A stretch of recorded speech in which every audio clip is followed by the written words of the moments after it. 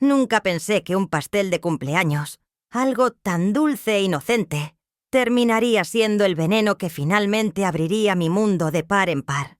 Había sido mi 71º cumpleaños.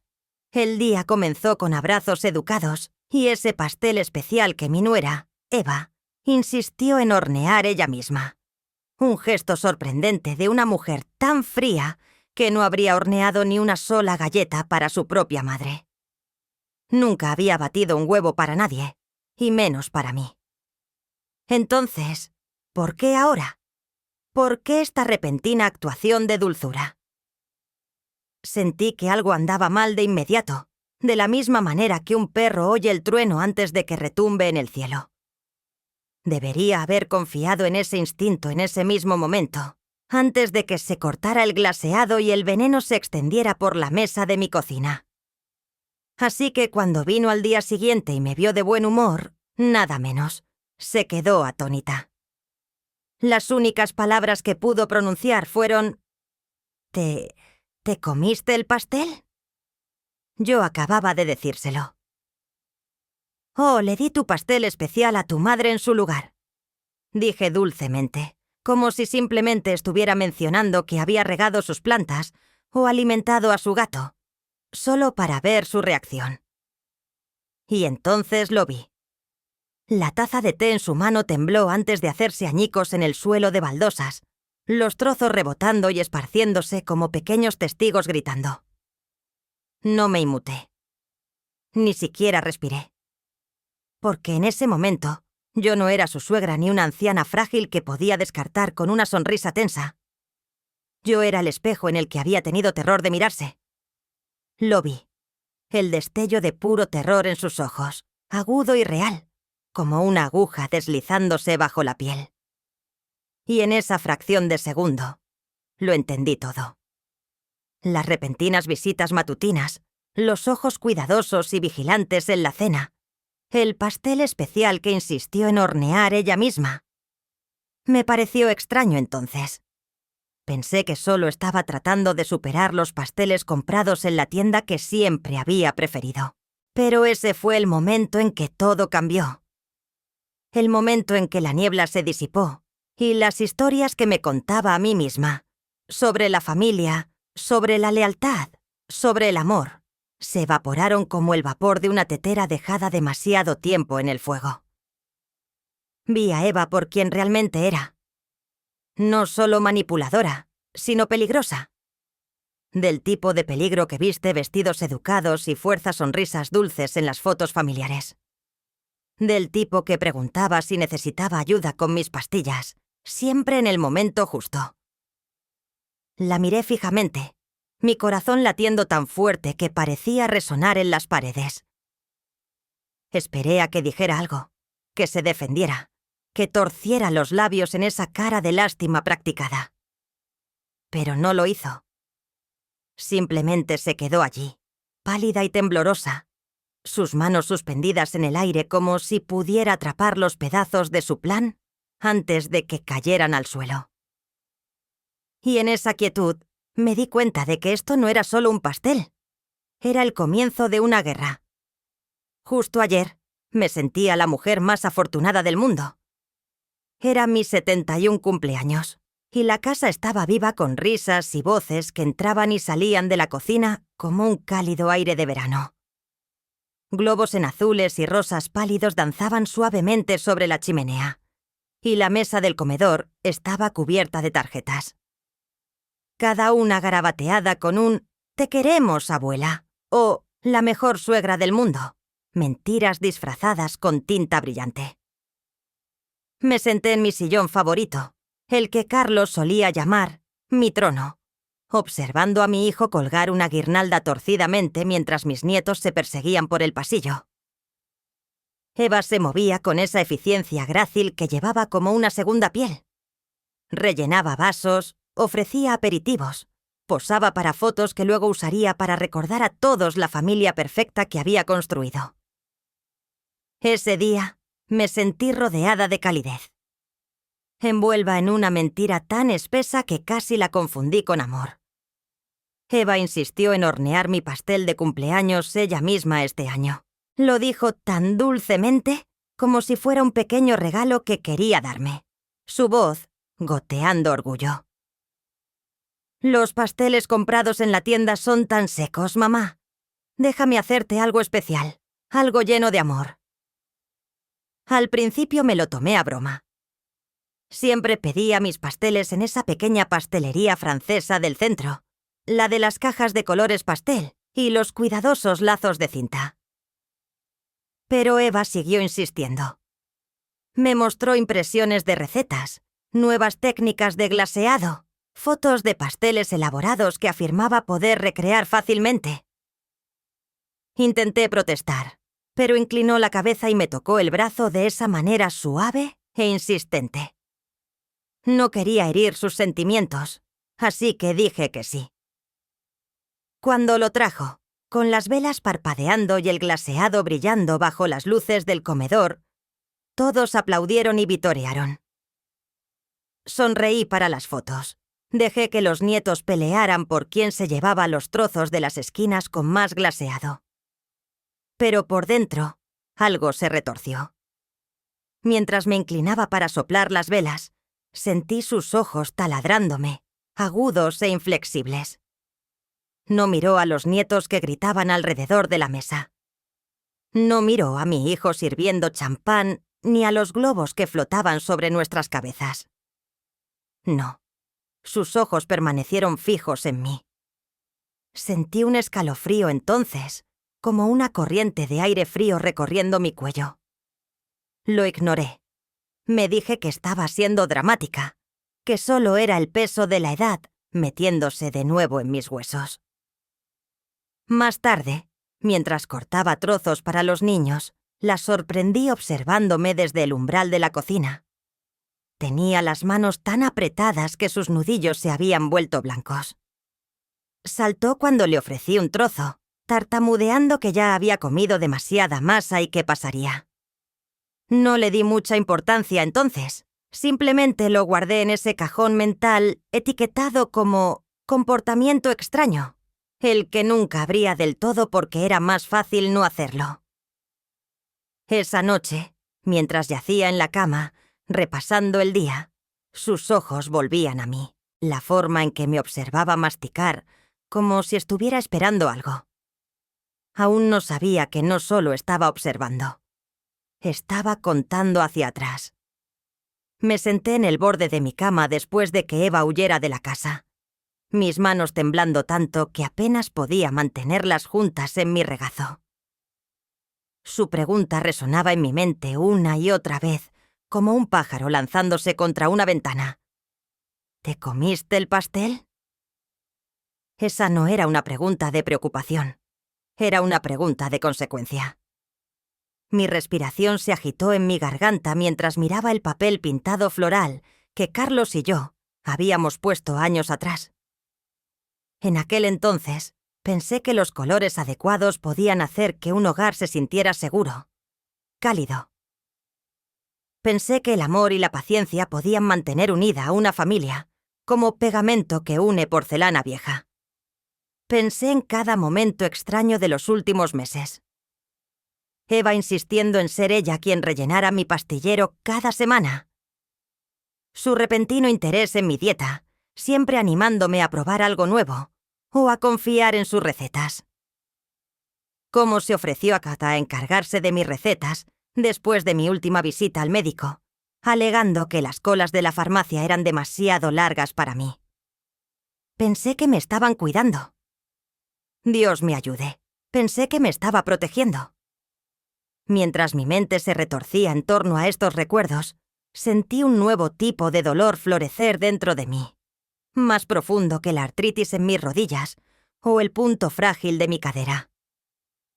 Era el dolor de la traición instalándose en mis huesos. Me llevé las manos a la cara y sentí las lágrimas deslizarse por mis mejillas.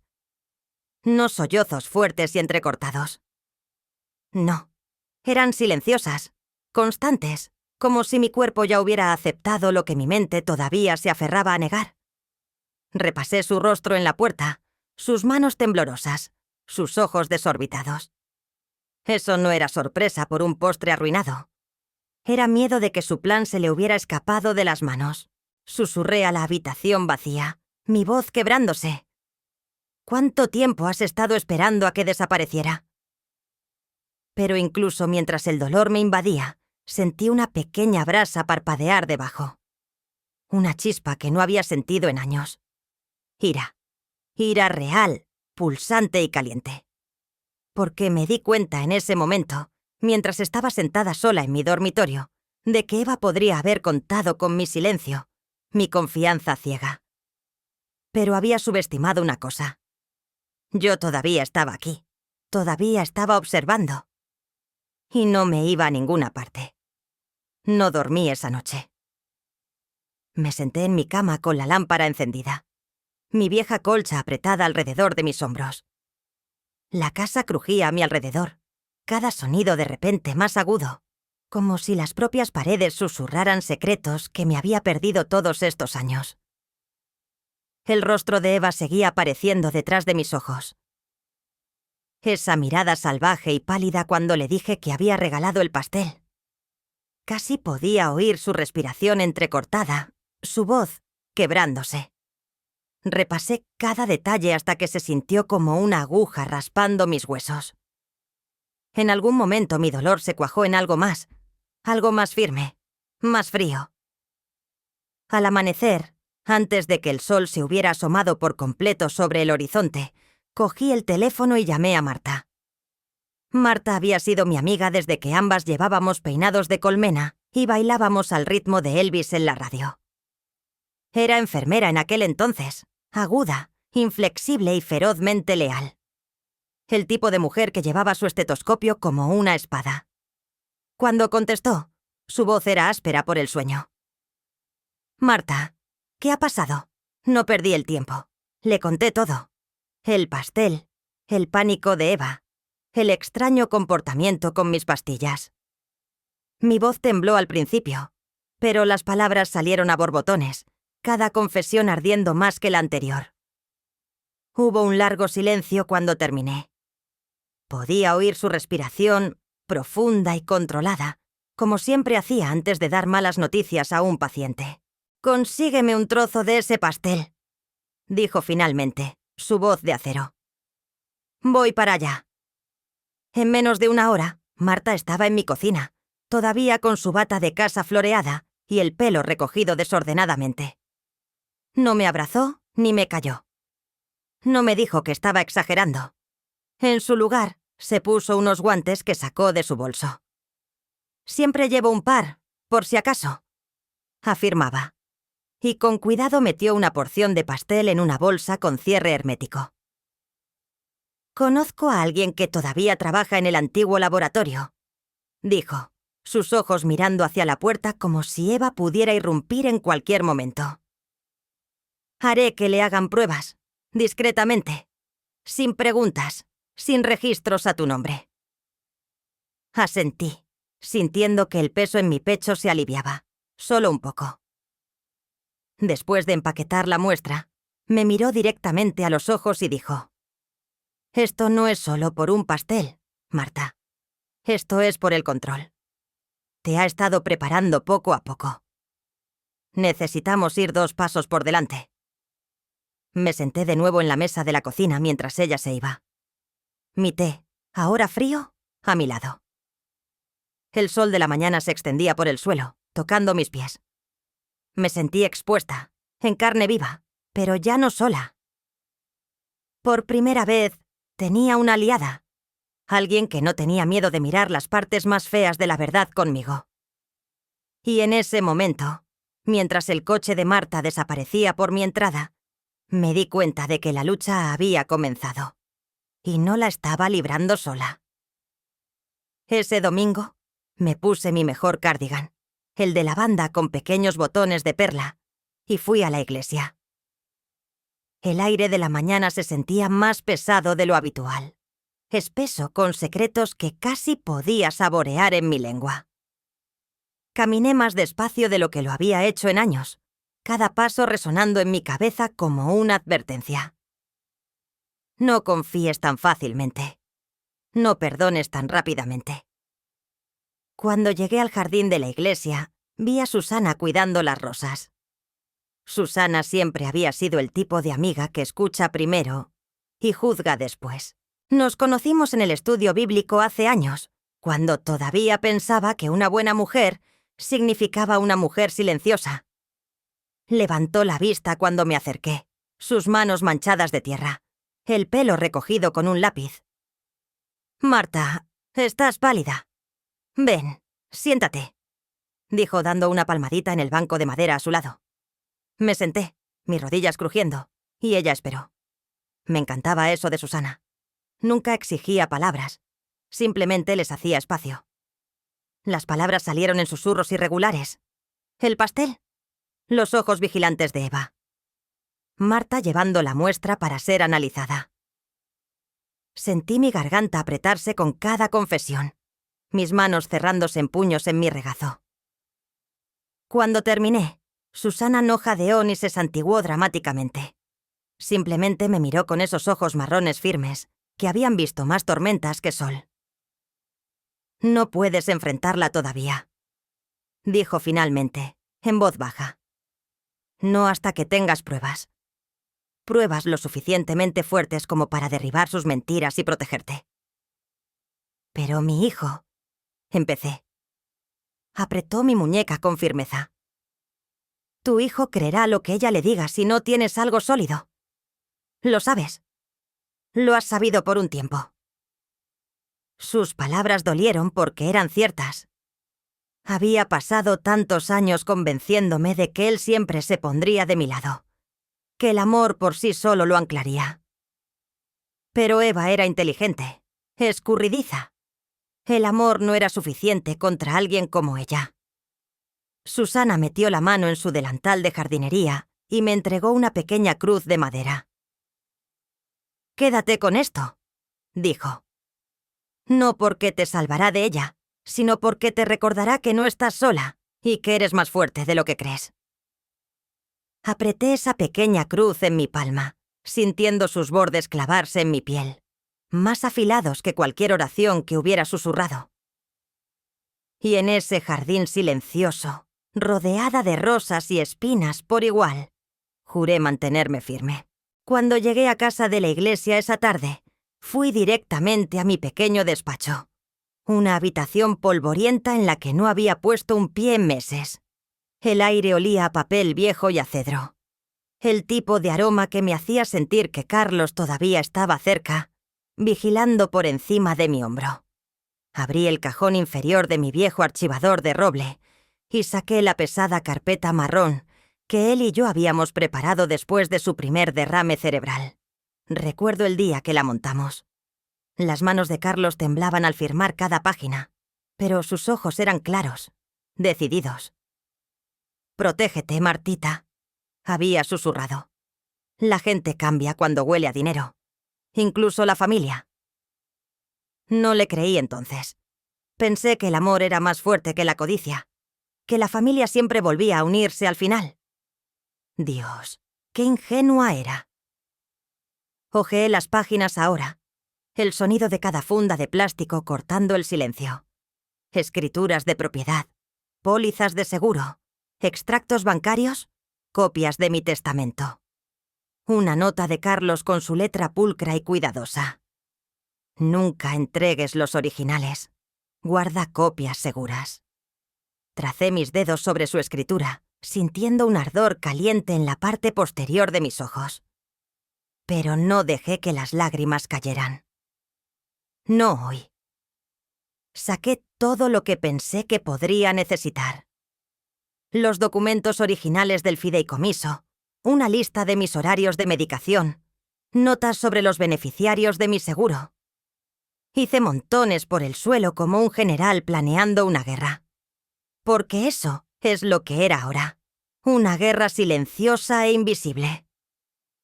También encontré la vieja llave de la caja fuerte, pegada en la parte posterior de la foto de pesca favorita de Carlos. Dentro de esa caja fuerte, escondida detrás del broche de perlas de mi madre, había una carpeta etiquetada simplemente «Contingencias». Contenía copias de cada movimiento financiero importante que había hecho desde que Carlos falleció. Me senté sobre mis talones, respirando con dificultad, mis articulaciones gritando en protesta. Pero debajo del dolor, sentí algo más zumbando, una sensación de resolución que no había tocado en años. Eva pensaba que era la única que podía planear en la oscuridad, pero se olvidó. Estuve casada con un hombre que me enseñó a pensar 5 movimientos por delante. No solo estaba reuniendo papeles, estaba reuniendo mi poder. Unos días después de la crisis de Eva en mi cocina, la invité a pasar con el pretexto de discutir su próxima fiesta de aniversario. Llegó tratando de parecer serena, con el pelo alisado, un nuevo vestido floral que no había visto antes. Pero pude ver las grietas detrás de sus ojos, el nerviosismo en sus dedos mientras dejaba su bolso. Nos sentamos en el solarium, la suave luz de la tarde pintando su rostro con demasiada honestidad. Habló demasiado y demasiado rápido. Centros de mesa, recuerdos de fiesta, el cóctel de autor que quería servir. Escuché en silencio, dejando que sus palabras llenaran la habitación como un perfume barato. Cuando finalmente hizo una pausa para beber su té, dejé mi taza y crucé las manos en mi regazo. «¿Sabes?», dije suavemente. «Sigo pensando en ese pastel». Sus hombros se sacudieron ligeramente. Intentó recuperarse, forzando una sonrisa brillante y demasiado amplia. «Oh, ¿qué pasa con él?». Me incliné hacia adelante lo suficiente como para que tuviera que mirarme a los ojos. «La forma en que me preguntaste esa mañana, como si tu vida dependiera de si lo comía». Su risa se resquebrajó, frágil como porcelana vieja. «Te dije que fue solo un tonto malentendido.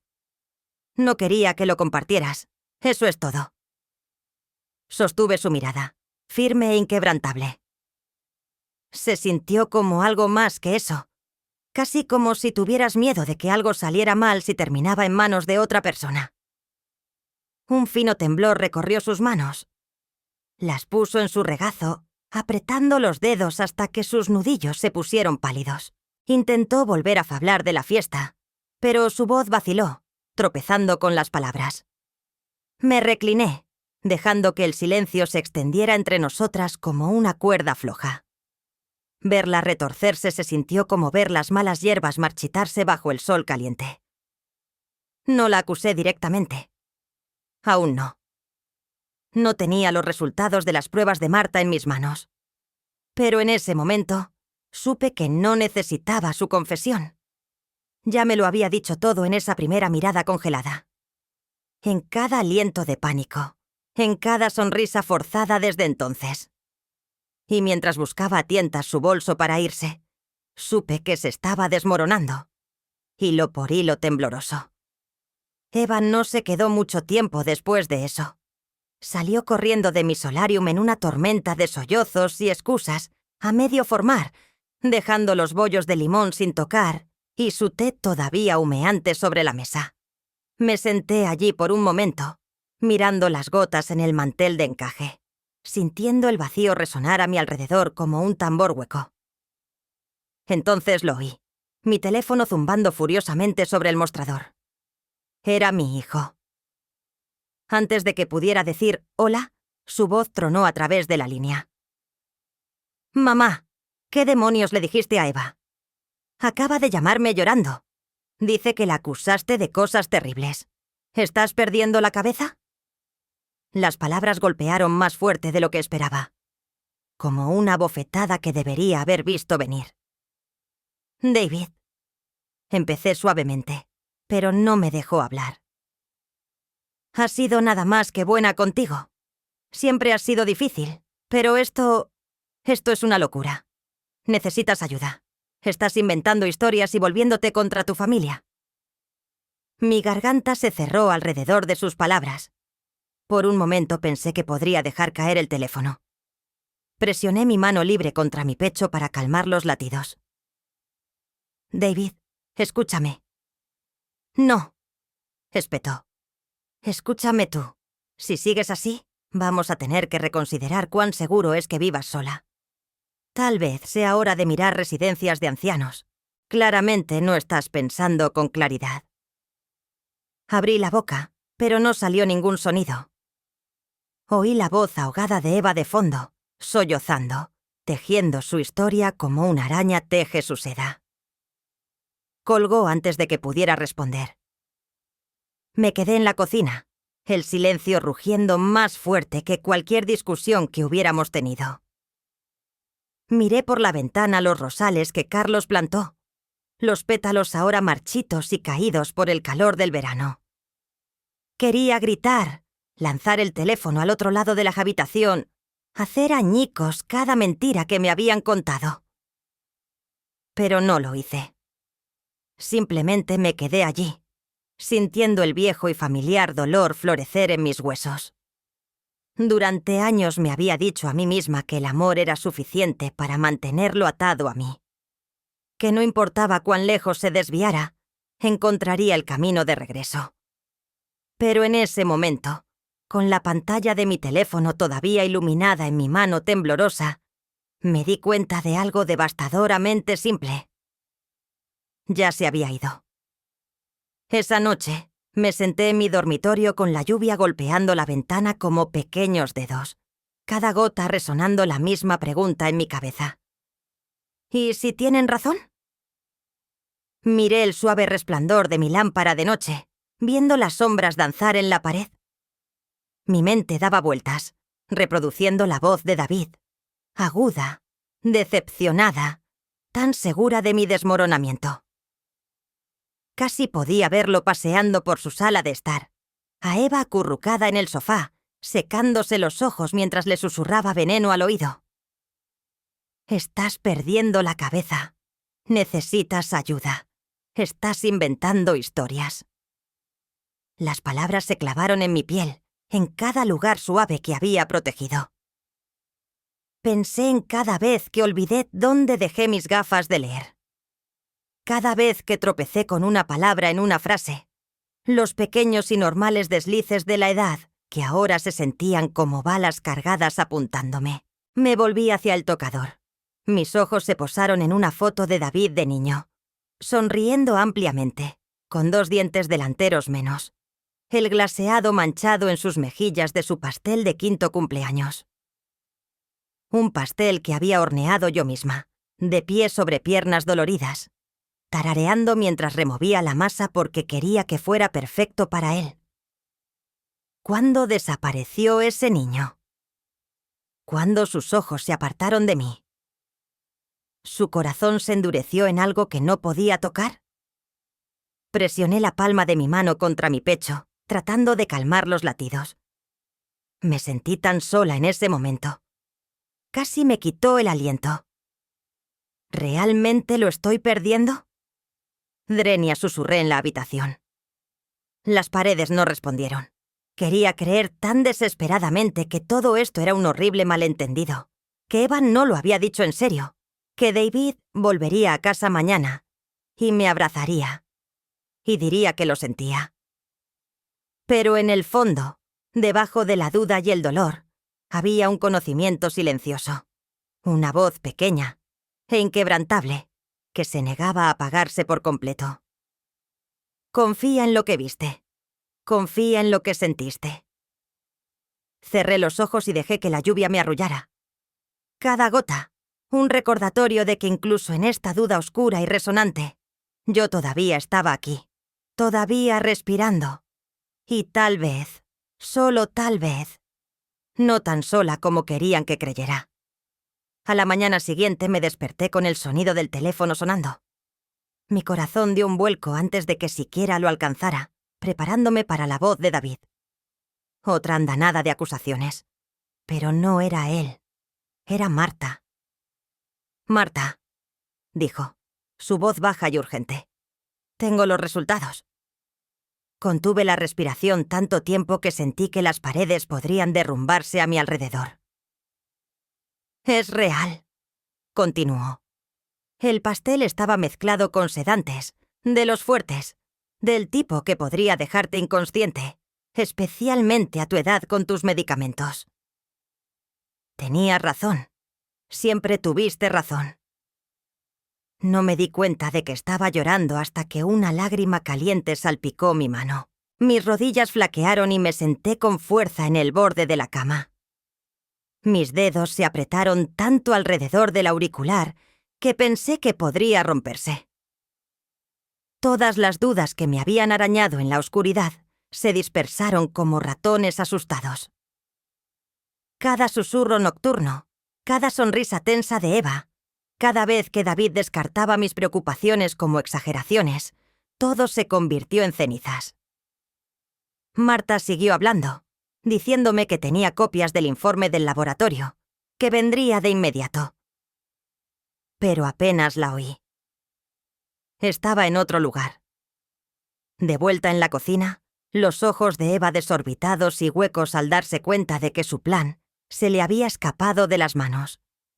Podía ver su máscara caer por completo ahora. Ver a la pequeña y venenosa criatura detrás de esos rizos perfectamente arreglados y blusas de diseñador. Me senté allí durante lo que parecieron horas, el auricular en silencio, mis lágrimas secándose en rastros apretados en mis mejillas. Entonces, lentamente, algo nuevo comenzó a moverse dentro de mí. Una pesadez que se levantaba, reemplazada por una claridad aguda y fría. Tenía la verdad ahora. No solo una sospecha, no solo una corazonada. Tenía pruebas, sólidas e innegables. Miré mi reflejo al otro lado de la habitación, mi rostro todavía húmedo y manchado, mis ojos enrojecidos. Eres más fuerte de lo que ella nunca supo. Le susurré a esa anciana cansada que me devolvía la mirada. Y por primera vez en mucho, mucho tiempo, lo creí. Esto ya no era solo supervivencia. Era el comienzo de una lucha que tenía la intención de ganar. Marta llegó antes del mediodía, aferrando una gruesa carpeta manila como si fuera un texto sagrado. No llamó, simplemente entró directamente, con los ojos agudos y decididos. Dejó caer la carpeta sobre la mesa de mi cocina, el golpe resonando en la habitación como un disparo. «Tenemos todo lo que necesitamos», dijo en voz baja. «Es el momento». Pasé mis dedos sobre la carpeta, sintiendo su peso. Dentro, los resultados del laboratorio, copias de mis registros médicos, las notas manuscritas de Marta, fotos de la porción de pastel. Pruebas, innegables y frías. Sentí mi corazón latir con fuerza. No con miedo, sino con algo más firme. Una sensación de propósito que no había sentido desde que Carlos y yo luchamos por salvar la casa todos esos años atrás. «Convocaremos una reunión familiar», dije finalmente, sorprendiéndome incluso a mí misma de lo tranquila que sonaba. Marta asintió, con la mandíbula apretada. «Estaré aquí, por si acaso». Esa tarde llamé a David. Mi voz era uniforme, casi amable. «Necesito que tú y Eva paséis por aquí. Traed a los niños también. Necesitamos hablar».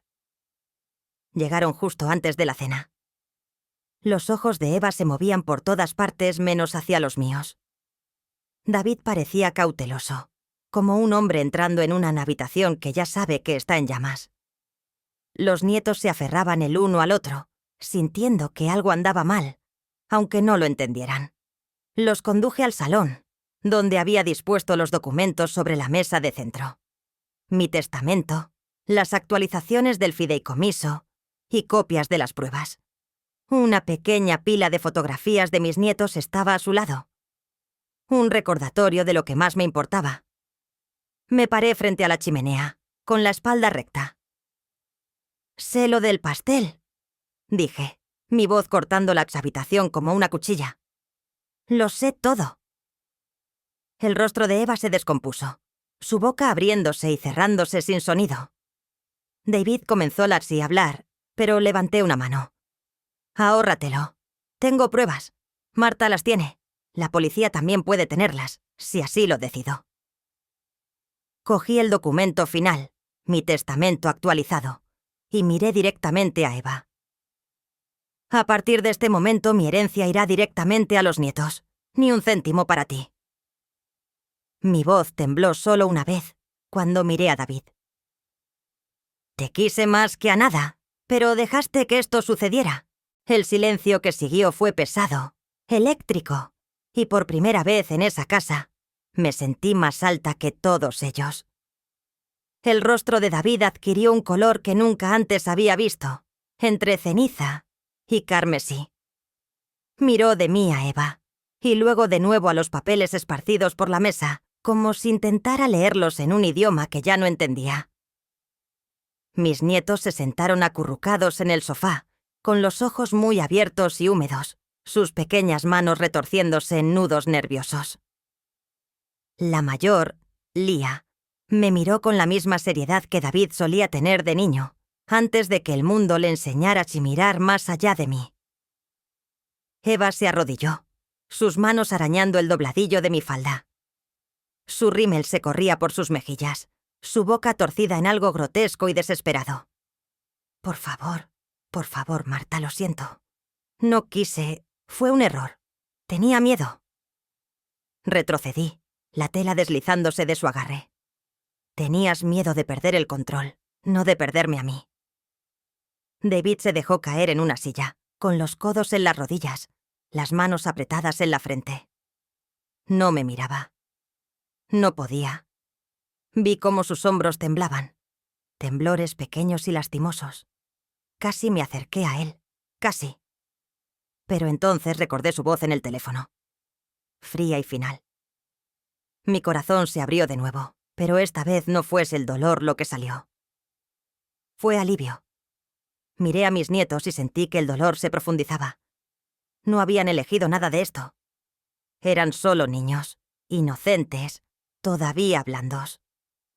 Y por eso tomé la decisión que tomé, para protegerlos de la podredumbre que había crecido a su alrededor. Eva dejó escapar un gemido agudo que llenó la habitación, rebotando en las paredes como el grito de un animal herido. David no se movió para consolarla. Simplemente se sentó allí, congelado en los escombros de la mentira que habían construido juntos. Me volví hacia la ventana, observando la última luz deslizarse bajo los árboles de mi patio. Pensé que me sentiría victoriosa, poderosa, pero todo lo que sentí fue un vacío doloroso, la forma de todo el amor que había dado sin recibir nada a cambio.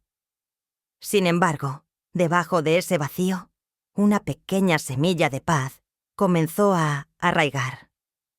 Porque por primera vez en años, no era yo la que suplicaba ser vista. No era yo la que estaba de rodillas. Estaba de pie, y era libre. Eva se abalanzó de repente, sus dedos arañando la pila de documentos sobre la mesa, su rostro retorcido por la furia, con espuma en la comisura de los labios. «¿Estás fingiendo esto?», Component Placement gritó, su voz quebrándose como madera seca. «Son mentiras. Falsificaste esto. Estás tratando de arruinarnos». No me inmuté. Ni siquiera parpadeé. En su lugar caminé hacia la pequeña consola junto al televisor y saqué una delgada carpeta negra. Mis manos no temblaron al abrirla. Dentro había fotogramas e impresiones de pantalla de las imágenes de mi cámara de seguridad doméstica, la que Carlos y yo habíamos instalado años atrás cuando los robos en el vecindario estaban en aumento. Sostuve una imagen lo suficientemente grande para que todos la vieran. Eva en mi cocina, con la cabeza inclinada sobre la masa del pastel, una pequeña botella aferrada en su mano. Su rostro iluminado por el resplandor de la luz de la estufa. Su concentración tan intensa que ni siquiera notó la pequeña cámara roja parpadeando en la esquina. Los ojos de David se abrieron de par en par, su cuerpo retrocediendo como si hubiera sido golpeado. La boca de Eva se abrió, sus manos temblando a sus costados. Eso no es. Swing, susurró, pero las palabras se disolvieron antes de llegar a mí. Me moví lentamente, deliberadamente, extendiendo el resto de las fotos como cartas del tarot sobre la mesa de centro. Cada una confesión silenciosa. Cada una, cortando la última de sus mentiras. Llamé a la policía antes de que llegarais, dije con calma. Están esperando afuera. Eva tropezó hacia atrás, su respiración entrecortada y superficial. Miró a David, pero él se apartó, su rostro desmoronándose bajo el peso de lo que veía, o tal vez de lo que se negó a ver durante demasiado tiempo. Cuando llamaron a la puerta, las piernas de Eva cedieron por completo. El gemido que se escapó de su boca no era un sonido que hubiera oído antes de otro ser humano. 2 oficiales entraron, tranquilos y seguros. Uno tomó suavemente a Eva por los brazos, levantándola del suelo mientras gritaba, sus manos agarrando la nada. David se quedó de pie, mirándola, su rostro pálido y vacío. Luego sus ojos encontraron los míos, y por primera vez en años no miró a través de mí. Me vio. A toda yo. No dije nada. No era necesario. Las pruebas hablaban lo suficientemente alto por los dos. Y mientras la sacaban hacia el crepúsculo, sentí que mis hombros caían como si 100 cadenas invisibles finalmente se hubieran desprendido. La puerta principal se cerró de golpe detrás de los oficiales, llevándose consigo los agudos gritos de Eva. El repentino silencio se sintió tan profundo que casi se tragó la habitación entera. David estaba de pie en el centro de la sala de estar, con los brazos caídos a los costados. Su rostro parecía más viejo de alguna manera, hueco, hundiéndose bajo el peso de la verdad que finalmente se había abierto paso a la luz. Se volvió hacia mí. Sus labios se separaron como si quisiera hablar, pero no salió nada. Por un momento simplemente me miró. Realmente me miró, de la manera en que podría haberme mirado cuando era un niño y se raspaba la rodilla, esperando que lo levantara y le dijera que todo iba a estar bien. Finalmente, sus rodillas flaquearon y se dejó caer en el sillón. Sus manos cubrieron su rostro mientras un sollozo brotaba de lo profundo de su pecho, crudo y roto. «Mamá», susurró, con la voz estrangulada. «Lo siento mucho. Debería haberlo visto. Debería haber escuchado. Quería ir hacia él, rodear sus hombros con mis brazos, acariciar su pelo como hacía cuando las pesadillas lo despertaban en mitad de la noche. Pero me quedé anclada en mi sitio. Una parte de mí quería decir que estaba bien, pero no lo estaba. Y no mentiría más. Ni a él, ni a mí misma. En su lugar respiré lenta y firmemente. «Lo sé», dije en voz baja, «pero no lo hiciste». Él me miró entonces, con los ojos inyectados en sangre, las mejillas húmedas de lágrimas. Y en ese momento volví a ver a mi hijo. No al hombre moldeado por las manipulaciones de Eva, no a la voz fría en el teléfono descartándome como paranoica, sino al niño asustado que una vez creyó que yo era su lugar seguro. «Lo siento», dijo de nuevo, más pequeño esta vez. Asentí con el corazón apretado, pero extrañamente tranquila. «Tendrás que arreglar las cosas con los niños», dije suavemente. «¿Y contigo? ¿Cómo? ¿Cómo dejé que llegara tan lejos?» Se pasó una mano por el pelo, sus ojos buscando en los míos como si pudiera encontrar la absolución allí. «Pensé que los estaba protegiendo. A los niños. A ti. A todos. Pero solo estaba ciego». Dejé que sus palabras se asentaran, pesadas como eran, mi corazón retorcido, pero no suavizaría los bordes de este momento. «Aún no». «Confiaste en ella», dije, mi voz baja, deliberada. «Era buena en eso, ¿verdad? Haciéndote sentir que eras tú quien lo mantenía todo unido». Se encogió, una cosa rápida y herida, y bajó la mirada al suelo. Hizo que pareciera que estabas perdiendo la cabeza, que ya no podías manejar las cosas. Su mandíbula se tensó y negó con la cabeza. «Debería haberlo sabido mejor. Debería haber acudido a ti». «Deberías haberlo hecho», estuve de acuerdo. las palabras, tranquilas pero inflexibles. Pero no lo hiciste. Y ahora aquí estamos. Di un paso más cerca, no para consolar, sino para hacerle sentir el peso de mi presencia. La pregunta es, ¿qué vas a hacer al respecto? Levantó la vista, sorprendido, como si no hubiera esperado que le devolviera la carga. Ni siquiera sé por dónde empezar, admitió, su voz quebrándose. Los niños están tan confundidos.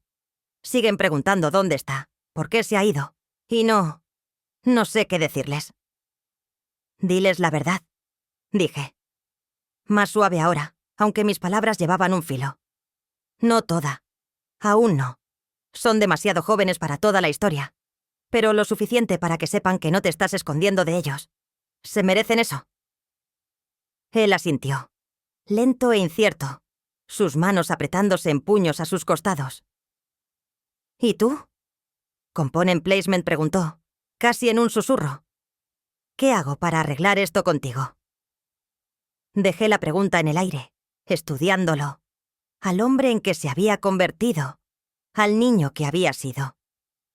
Los años de distancia, del veneno de Eva filtrándose en nuestra familia, pasaron por mí. Pero también el recuerdo de su pequeña mano en la mía, su risa en el patio trasero, la forma en que una vez me miró, como si yo tuviera todas las respuestas. Empiezas por ser honesto, dije finalmente. Conmigo, con los niños, contigo mismo. No más excusas, no más dejar que otra persona tire de tus hilos. Hice una pausa, mi garganta se apretó. Y nunca más me hagas sentir como una extraña en mi propia familia. Sus ojos se llenaron de lágrimas y dio un paso tembloroso hacia mí. No lo haré, dijo, con la voz cruda. Te lo juro, mamá, no lo haré. Sostuve su mirada, buscando la verdad en ella. Y quizás la sexta. O quizás solo quería verla. De cualquier manera, algo en mí se ablandó, solo una fracción. Entonces, demuéstralo, dije en voz baja. Empezando ahora. La habitación volvió a quedar en silencio, salvo por el débil zumbido del mundo exterior. Sentí esa frágil libertad agitarse de nuevo, más fuerte esta vez, pero mezclada con algo nuevo. Esperanza, tal vez, o el fantasma de ella. Pero mientras lo miraba, me pregunté si podría soportar el peso de lo que venía después.